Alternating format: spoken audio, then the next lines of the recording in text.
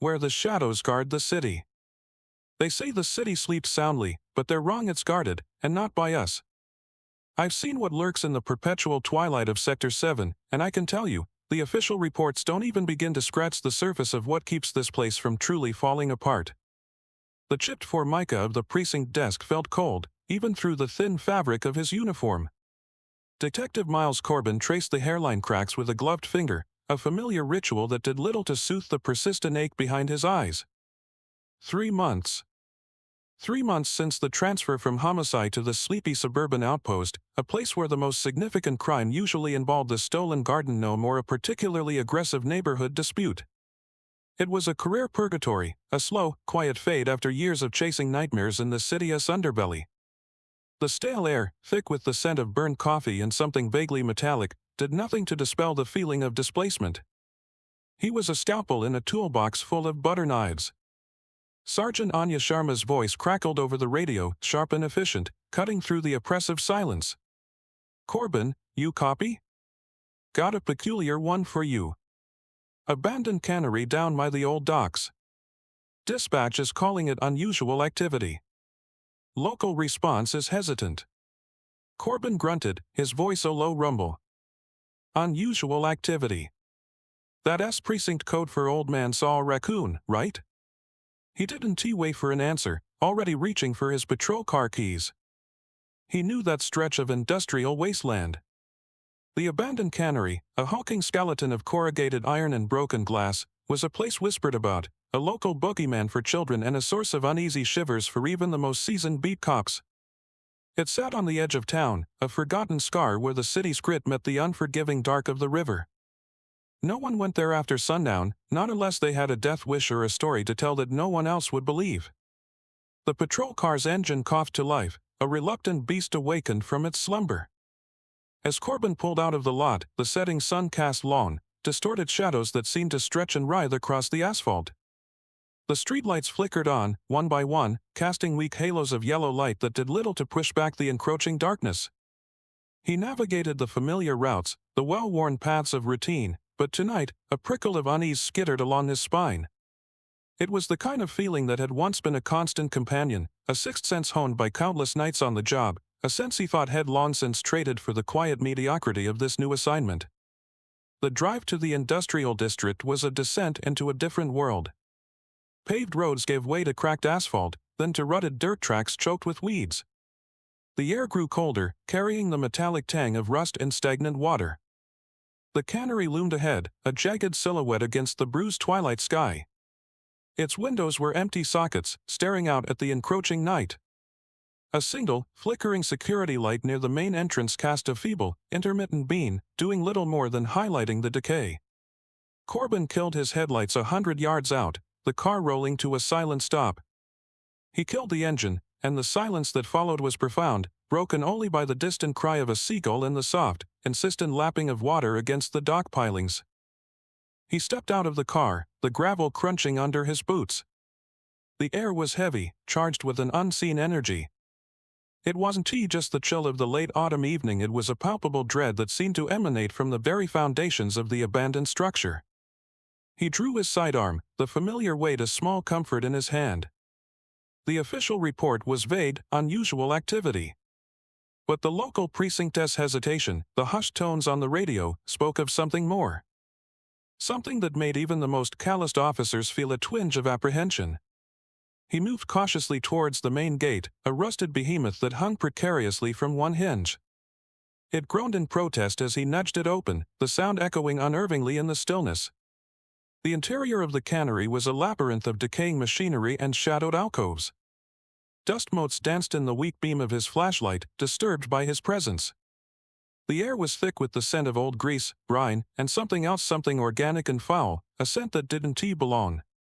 He swept his light across rows of silent, skeletal processing equipment, their metal surfaces slick with a dark, viscous residue.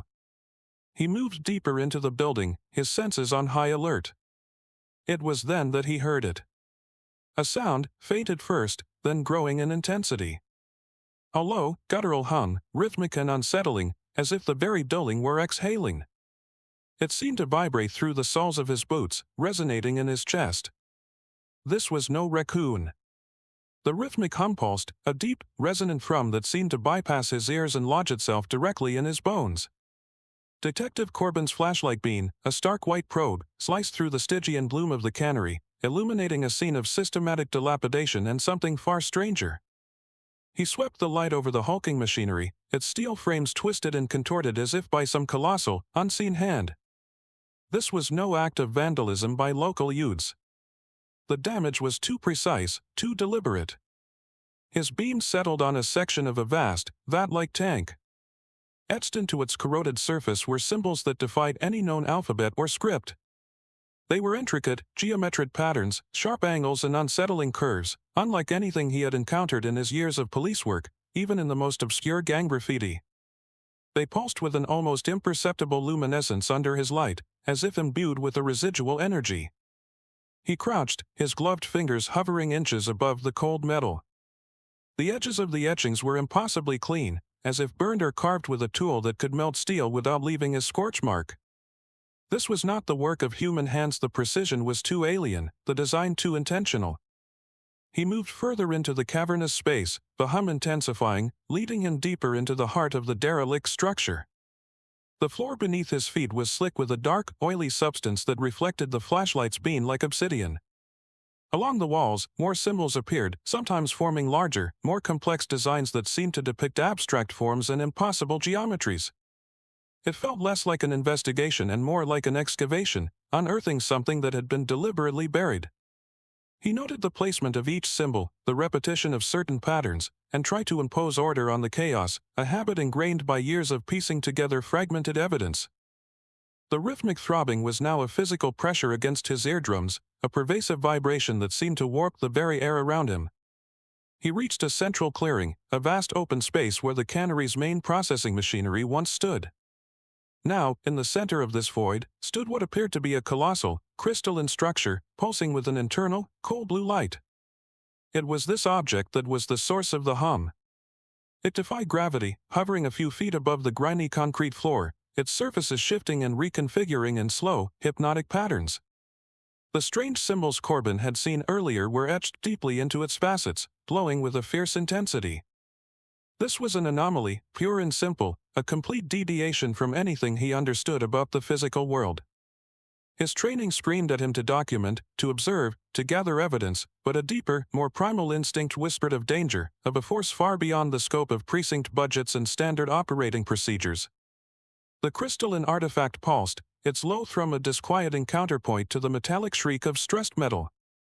Corbin, still processing the impossible object before him, raised his phone, its camera app activated. He needed to document this. Official procedure dictated a call for backup, a detailed incident report, but his mind, honed by years of navigating the surreal edges of human conflict, was already on a different track. He framed the artifact, zooming in on the pulsating symbols, when a flicker at the edge of his vision sent a jolt of adrenaline through him. Movement. Too fast, too fluid to be human. Shadows detaching themselves from the deeper glue. He spun, his sidearm snapping up, the flashlight beam cutting a frantic sway through the air. They were indistinct, ephemeral, coalescing from the ambient darkness like smoke given form. They were tall, unnervingly so, their outlines blurred and shifting, as if their very existence was a violation of light and form. There were 3 of them, appearing with a silent, unsettling speed that defied the physics of locomotion. They moved with a disjointed grace, their forms rippling like heat haze. Corbin fired. The muzzle flash momentarily bleached the scene, illuminating the entities in stark, terrifying detail. His rounds, meant to incapacitate or kill, seemed to pass through them with little more than a faint disturbance, like throwing pebbles into mist. They didn't flinch, didn't cry out. One lunged, impossibly fast, a limb of shadow extending with unnatural speed. He sidestepped, the attack grazing his arm, a sensation like ice burning against his skin. He felt a tearing, a profound cold spreading from the point of contact. He retaliated, firing again, the shots echoing uselessly in the vast space. Another entity swiped at him, its shadowy appendage lashing out like a whip. Corbin parried with his forearm, the impact jarring his bones. A searing cold, far more intense than the first, shot through him. He felt a deep, visceral chill, as if his very marrow were being leached away. He stumbled back, his flashlight beam wavering, catching glimpses of their featureless, shifting visages. There was no discernible face, no eyes, just an impression of pure, malevolent intent. He fired his remaining rounds, emptying the clip, the metallic clicks a desperate counterpoint to the relentless hum of the artifact. One of the figures, closer now, seemed to elongate, its form sharpening into something vaguely humanoid, yet utterly alien.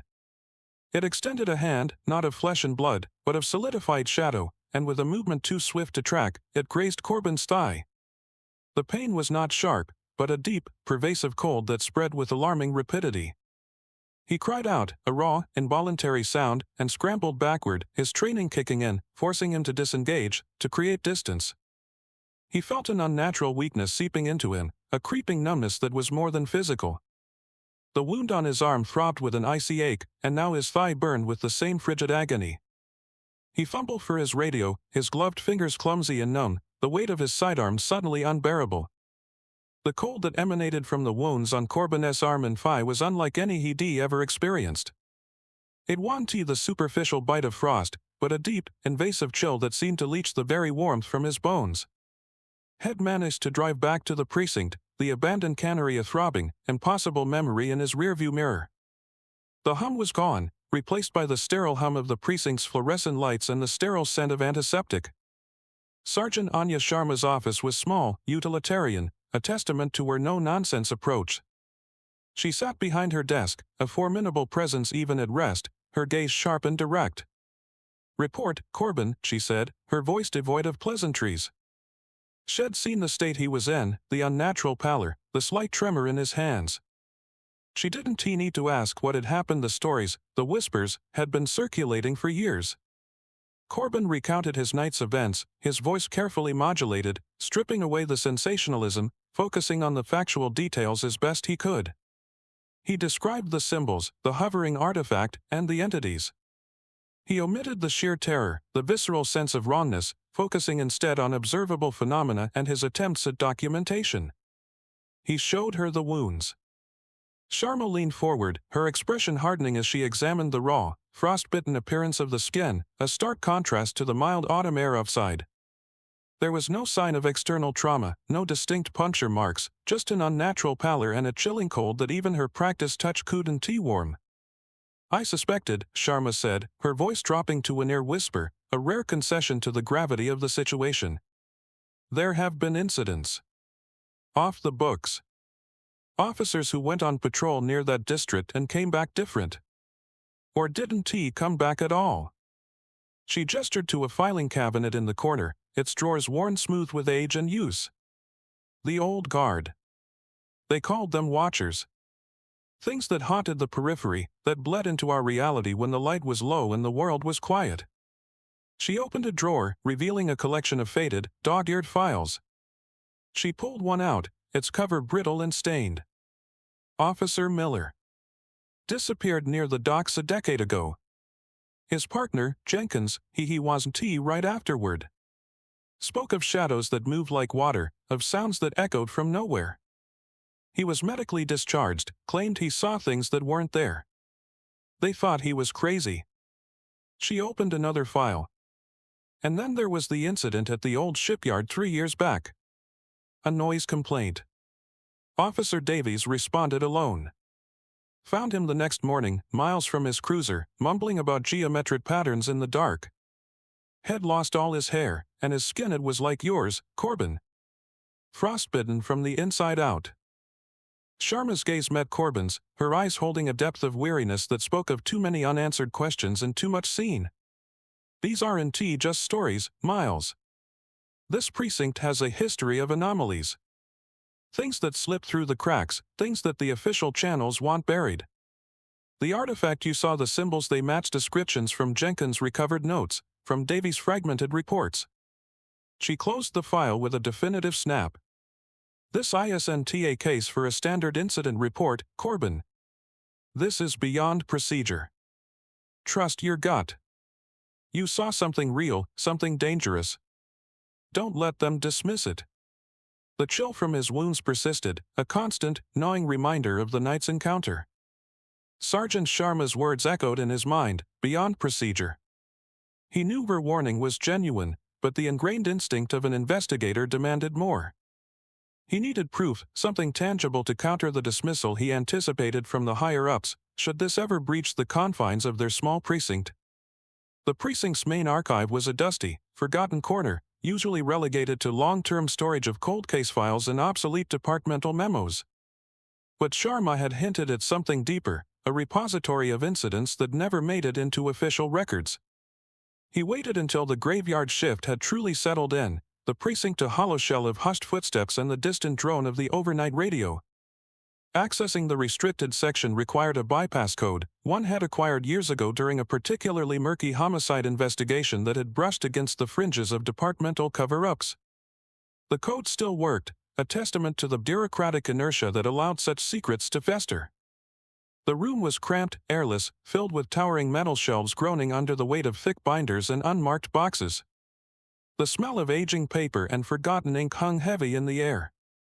Corbin began his search, his flashlight beam cutting through the oppressive shadows. He looked for anything that resonated with the symbols, the entities, the whispers of the watchers. Hours bled into one another. He sifted through reports of unexplained disappearances, bizarre weather phenomena attributed to industrial accidents, and hushed testimonies from officers who had subsequently resigned or been reassigned under dubious circumstances. Then, he found it. A thin, unmarked folder, tucked away on a high shelf, its contents secured with a frayed piece of twine. Inside, the files were heavily redacted, thick black ink obliterating entire paragraphs, leaving only tantalizing fragments. But the recurring phrases were unmistakable anomalous entities, non-terrestrial in origin, dimensional bleed, and, chillingly, unpredictable hostility. There were diagrams, crude sketches of symbols that bore an uncanny resemblance to those heads seen etched into the cannery's machinery and the alien artifact. One particular section detailed containment protocols, though the methods described were vague, hinting at specialized equipment and a shadowy branch of the department that operated entirely off the books, a unit that seemingly dealt with threats that official law enforcement was never meant to acknowledge. Another document mentioned a series of containment breaches that occurred approximately a decade ago, coinciding with the disappearance of Officer Miller, and again, around the time of the shipyard incident.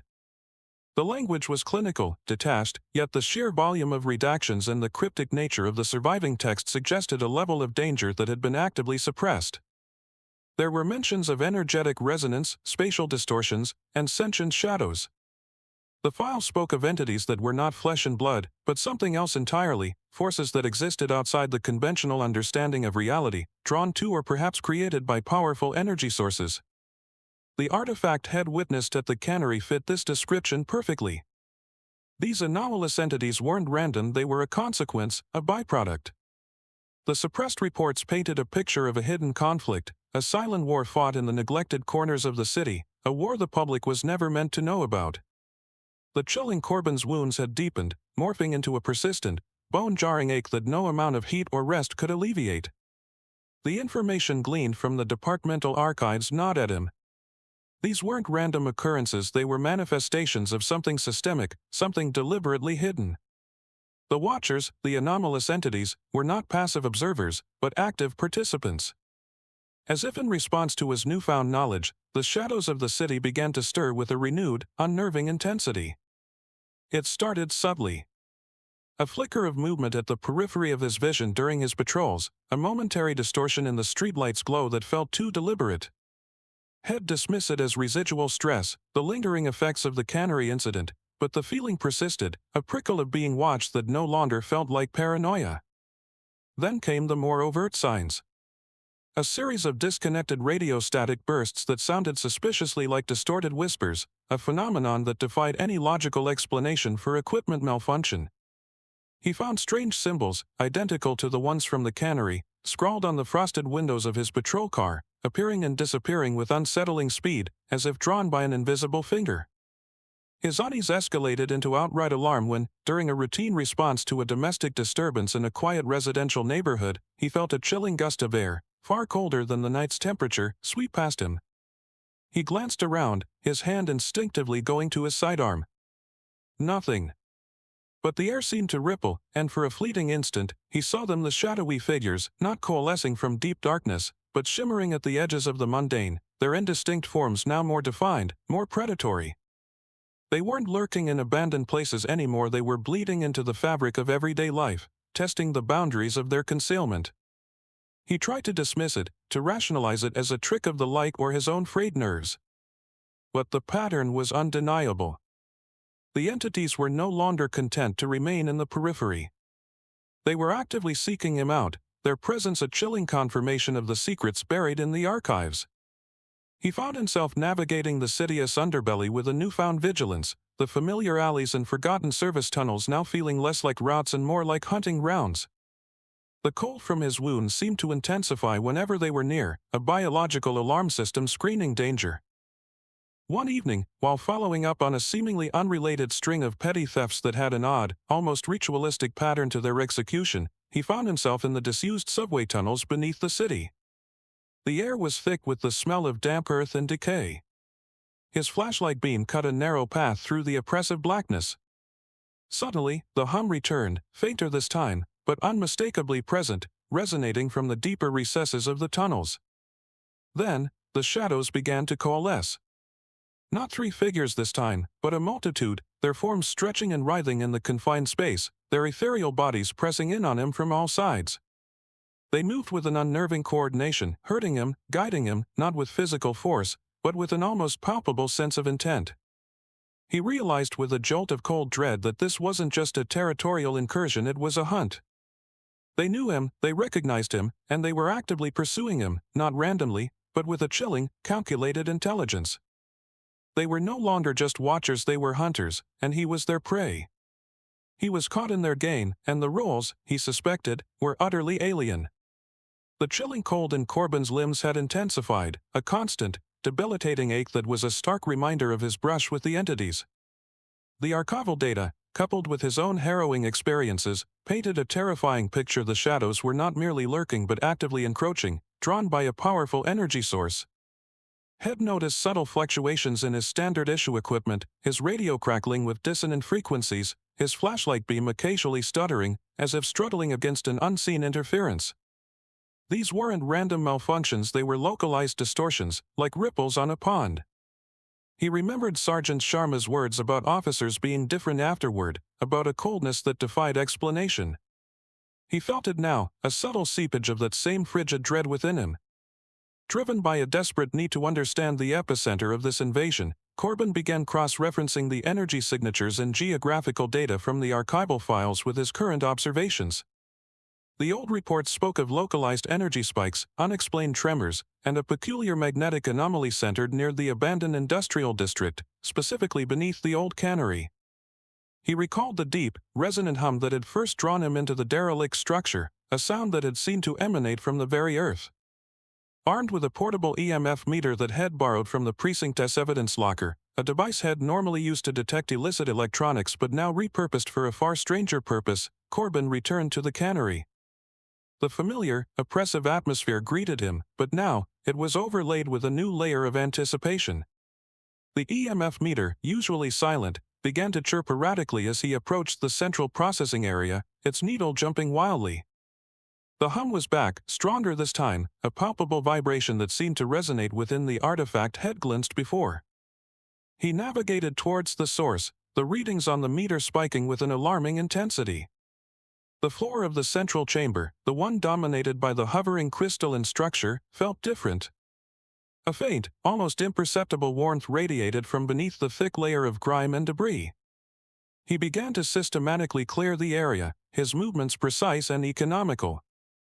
Beneath a thick carpet of rusted metal shards and solidified grime, he found a heavy, metallic plate, its surface adorned with symbols that mirrored those Head seen on the artifact above, only larger, more deeply etched into the material. With considerable effort, and a grim determination fueled by adrenaline and the persistent ache in his limbs, Corbin managed to pry the plate open.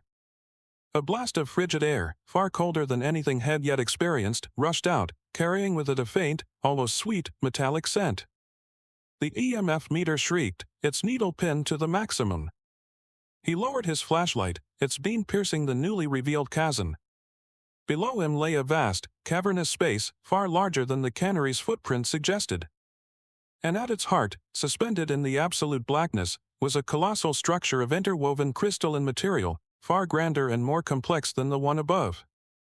It pulsed with an intense, azure light, its rhythmic throbbing the source of the pervasive hum. The entire chamber seemed to thrum with its power, the very air shimmering with unseen energies.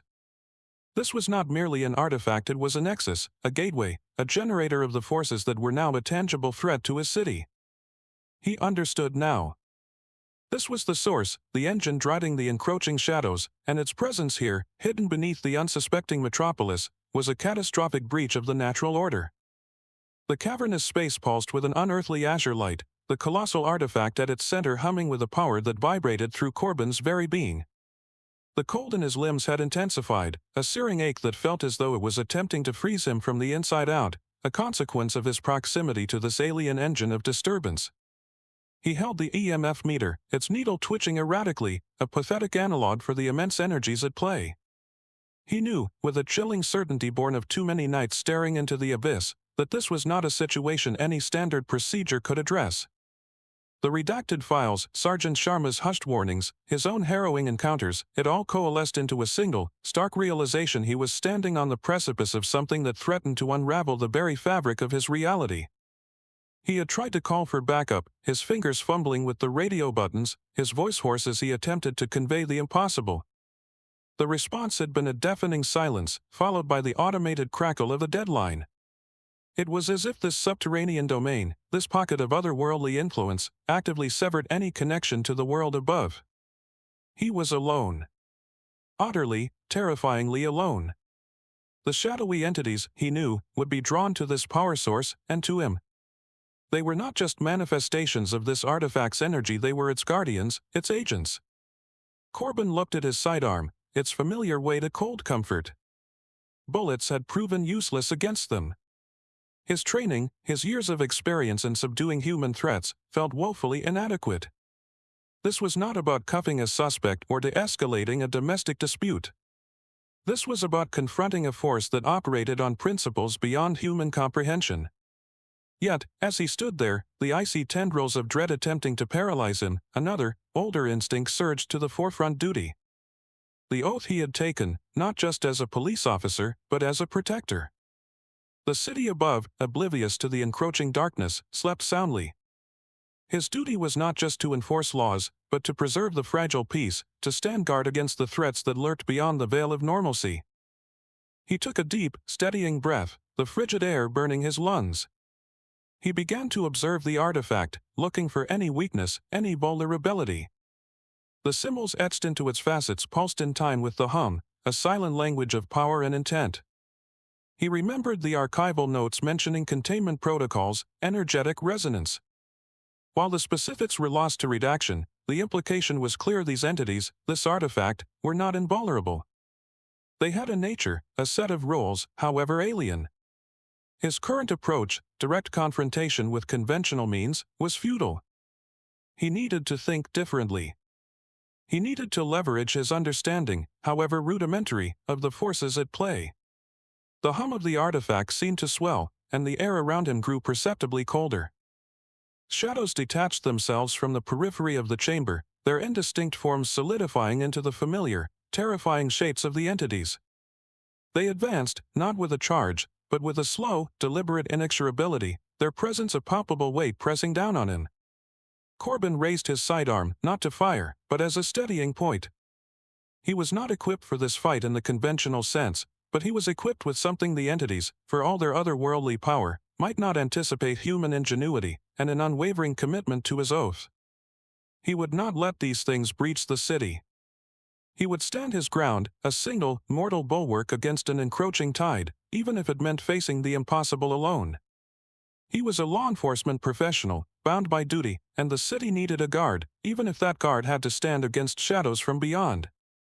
The city sleeps, but the quiet is a fragile illusion, guarded by those who stand in the places unseen. Detective Corbin's journey reminds us that courage isn't always loud. Sometimes, it's the quiet, stubborn refusal to let the shadows win, even when they're whispered about in hushed tones. The true heroes are often found in the overlooked corners, holding the line against forces we can barely comprehend. Thank you for joining us on this journey into the heart of the unknown with Detective Corbin. As we leave him standing guard, it begs the question, when faced with a threat that defies all logic and official procedure, what sacrifices are truly worth making to protect the ordinary lives above? Let us know your thoughts in the comments below. You've been listening to Dusty Whisper. Until next time, may your own patrols be quiet and your shadows remain mere shadows. What lies dormant in the city's deeper forgotten places, waiting for another disturbance to awaken?